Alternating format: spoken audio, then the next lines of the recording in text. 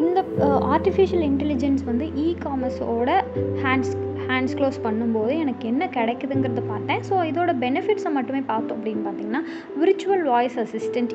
ஒரு அசிஸ்டண்ட் வந்து என்னோட வாய்ஸை லிசன் பண்ணி எனக்கு தேவையானதை சேட் பாக்ஸ் மூலிமா எனக்கு பண்ணி கொடுக்கும்போது எனக்கு இன்னுமே எஃபெக்டிவான ரிசல்ட் கிடைக்கிது. ஸோ அது எனக்கு ஏஐ வந்து நல்லா பண்ணி கொடுக்குது. காமர்ஸ் கூட ஏஐ வரும்போது எனக்கு இன்னுமே ரொம்ப எஃபெக்டிவாக இருக்குது.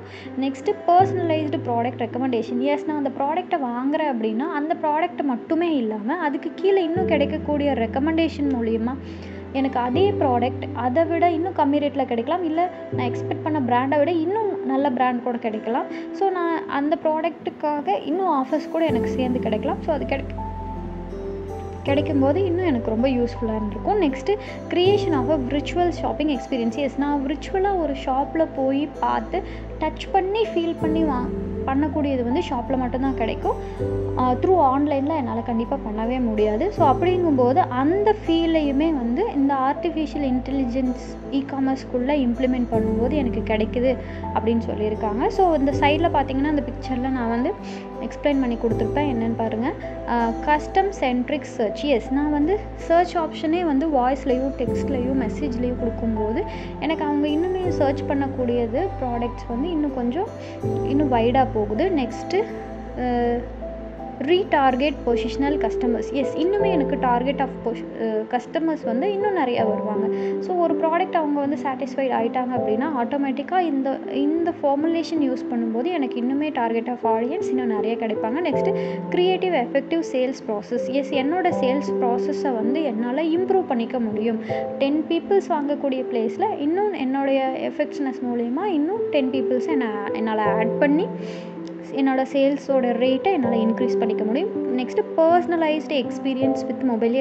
ஒரு மொபைல் மூலிமா வாங்கக்கூடிய ஒரு ப்ராடக்ட்டுக்கு விர்ச்சுவலாக நம்ம தேடி 10 கடை ஏறி இறங்கி வாங்குறத விட மொபைலில் வாங்கக்கூடிய ப்ராடக்ட் இன்னுமே நல்ல பெனிஃபிட்டாக கிடைக்கிது, குவாலிட்டியாக கிடைக்கிது. அப்படிங்கும்போது அது சீரியஸாகவே பர்சனலைஸ்டு ஒரு நல்ல ஒரு ஃபீல் கொடுக்கும். நெக்ஸ்ட்டு பார்த்தீங்கன்னா இம்ப்ரூவ்டு ரெக்கமெண்டேஷன். இந்த ப்ராடக்ட் நான் இந்த பிளாட்ஃபார்மில் வாங்கினேன், அது ரொம்ப யூஸ்ஃபுல்லாக இருந்தது அப்படின்னு ஃபீட்பேக்ஸ் நிறைய கிடைக்கும்போது அது மூலிமா அந்த ப்ராடக்ட்கான ரெக்கமெண்டேஷன்ஸ் இன்னும் இன்க்ரீஸ் ஆகி எனக்கு வைட் ரேஞ்ச் ஆஃப் கஸ்டமர்ஸ் என்னால் ரீச் பண்ண முடியும். அண்ட் நெக்ஸ்ட் பெனிஃபிட் என்னன்னு பார்த்தீங்க அப்படின்னா smart logistic and warehouse management. Smart logistics warehouse management அதுக்குள்ளே பார்க்கும்போது எனக்கு வேர்ஹவுஸ் மூலிமா இருக்கக்கூடிய எல்லா ப்ராடக்ட்ஸுமே என்னால் டிஸ்ட்ரிபியூட் பண்ணி கொடுக்க முடியும். Next reduction of human errors. ஒரு ஹியூமன் என்ன எரர் பண்ண முடியும் அப்படின்னு பார்த்தீங்க அப்படின்னா ஒரு ப்ராடக்டை வந்து பிரேக் பண்ணுறது, நெக்ஸ்ட்டு மிஸ் பண்ணுறது, இல்லை அந்த ப்ராடக்டை வந்து ப்ராடக்டாவோ சைஸாவோ கலராவோ இல்லை வேறு எந்த த்ரூ மூலியமாகவோ அதை வந்து நம்ம எக்ஸாக்டாக பண்ணி கொடுத்த ப்ராடக்டை விட அதை டிஃப்ரென்ஷியேட் பண்ணி கொடுக்க முடியும் அப்படின்னா அந்த ஹியூமன் எரர் எல்லாத்தையுமே வந்து ரிடக்ஷன் பண்ணி கொடுக்க முடியும். நெக்ஸ்ட்டு வந்து ஜீரோ ரிஸ்க்.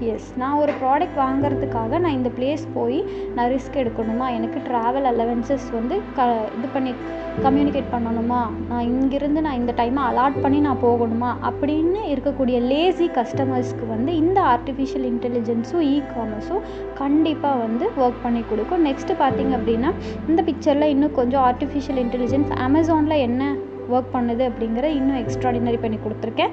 ஃபர்ஸ்ட் ஒன் பார்த்திங்கன்னா டிஸ்கவரி அண்ட் ரிசர்ச். இன்னும் சர்ச் வந்து பண்ணி கொடுக்கும்போது நிறைய ப்ராடக்ட்ஸ் அவங்களால பை பண்ண முடியும். Fulfilment and logistics.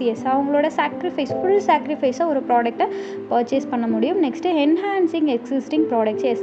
ஆல்ரெடி இருக்கக்கூடிய ப்ராடக்ட்ஸ் எவ்வளோ எனக்கு வேர்ஹவுஸில் இருக்குது அப்படின்னு தெரியும் போது எனக்கு ஸ்லாட் முடிய போகுதுங்கும்போது ஆட்டோமேட்டிக்காக அவங்க பர்ச்சேஸ் பண்ணுவாங்க, இல்லை நெக்ஸ்ட்டு ஸ்லாட்காக வெயிட் பண்ணுவாங்க. Next define new products. என்ன ப்ராடக்ட்ஸ் வந்து நான் நியூவாக வந்து அனௌன்ஸ் பண்ணியிருக்கேன் அப்படிங்கிறத பார்க்கும்போது அவங்களுக்கு அடுத்தடுத்த ப்ராடக்ட்ஸ் வரைக்கும் வெயிட் பண்ணுறதுக்கான டைம் வந்து இன்னும் கிடைக்கலாம்.